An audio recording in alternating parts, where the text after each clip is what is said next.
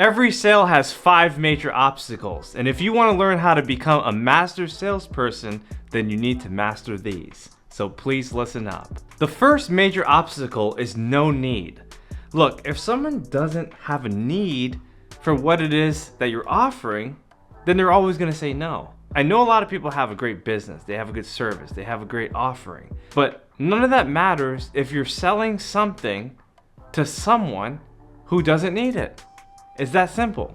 So if you're in business and you know that what you have is very special, then you need to reach people who actually need what it is that you're offering. So all I'm saying is this: if you have a business that you're passionate about, but you find that no one is buying what it is that you're selling, it's because you're selling to people who don't have a need for what you're offering.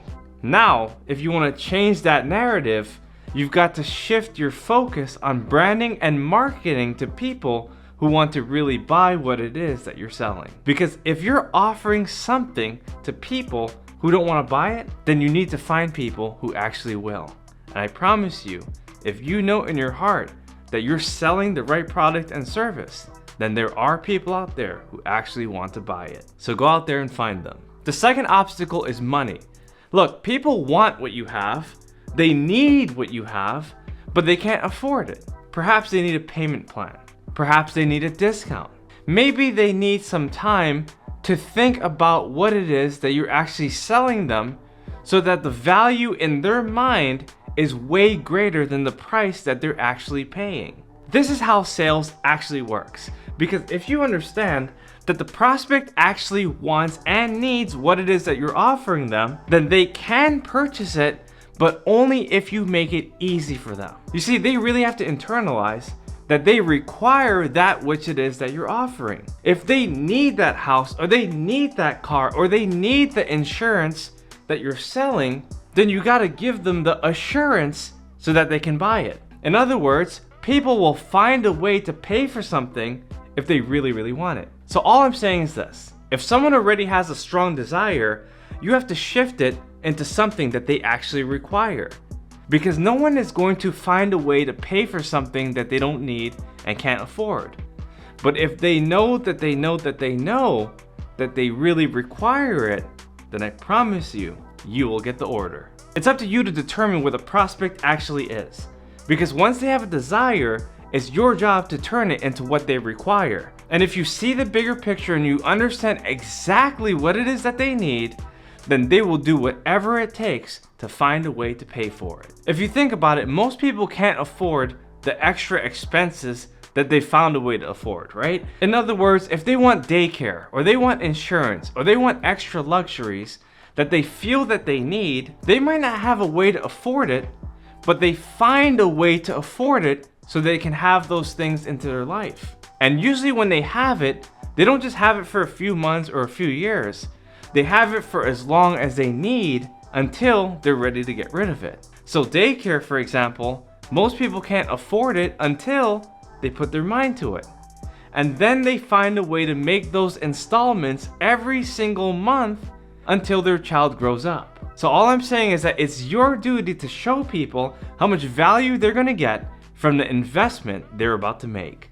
Because once they understand the value of what you do, they're gonna pay you exactly what you're asking for. The third obstacle to sales is no hurry. Maybe they have the need, maybe they have the money, but they're in no hurry. They're not in a rush to buy because they know that they have time. Here's a good example. Most people are not going to buy a shovel to shovel the snow if it's not even winter yet. So if you're trying to sell it in July, they're not gonna buy. They want to know with all certainty in their mind that they are going to need a shovel probably by November at the soonest, depending on where they live. Let's say you need new clothes. You know you have the need, you know you have the money, but you also know there's no hurry. You know you don't have to go today or tomorrow or the next day to buy clothing, but you also know you need a wardrobe. So what do you do as a salesperson? When you're confronted by people who have no hurry, you have to build urgency.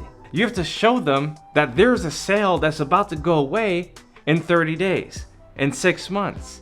You have to sell them an idea that they need it right here, and they need it right now. Because here's the reality. You're not gonna sell anything in this world until you are fully persuaded that they need to buy it. You see, a lot of people don't sell because they think about themselves. They don't think about their customers' needs. And if you selfishly believe that it's about you, then you're never going to understand what the customer wants. Now, if you know you need your prospect to have urgency, there's so many ways to do it. You have to find the proper hooks necessary to get their attention and keep it until they finally make that purchasing decision.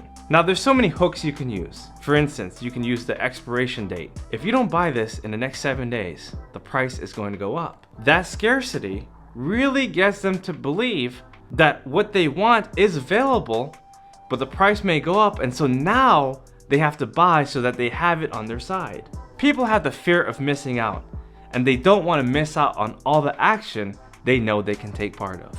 Like I said before, there's so many different hooks you can use. One of my personal favorites is a momentum hook. If you don't do it now, then when will you do it? And since I have a publishing company, I like to use this all the time. People come up to me and they ask me, Daniel, I want to write a book.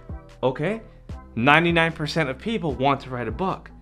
But when do you actually want to publish it? Because if you just want to write a book and you don't have an end date in mind, then you're never going to get it done. So if you want to get this accomplished, you have to have a deadline.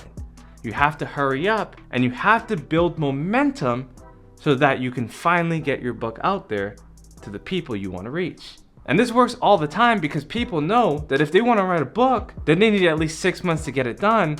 And there's so many different steps that they have to take in order to build that momentum to finally become a first-time author. So what can you actually do to get your people to feel the urgency so that they can finally buy today?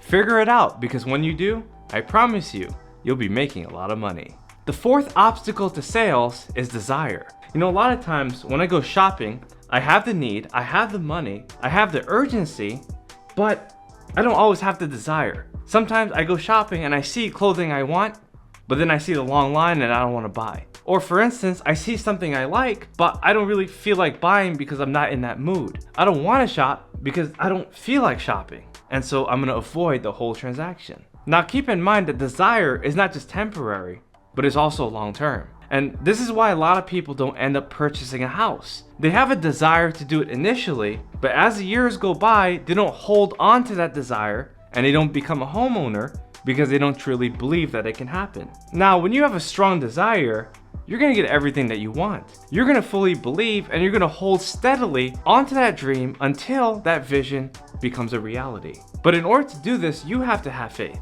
From the selling side, you have to believe that what you're selling is something that people really need. Now on the selling side, it's really important to have desire, because if you're selling something that you don't believe in, then you can't transfer that energy to other people who can believe in you. And so this actually takes us to the fifth point, because the fifth point is about trust. And I think that if you want to build real trust with real people, you have to be authentic, because that's the first thing that people see when they deal with you, right?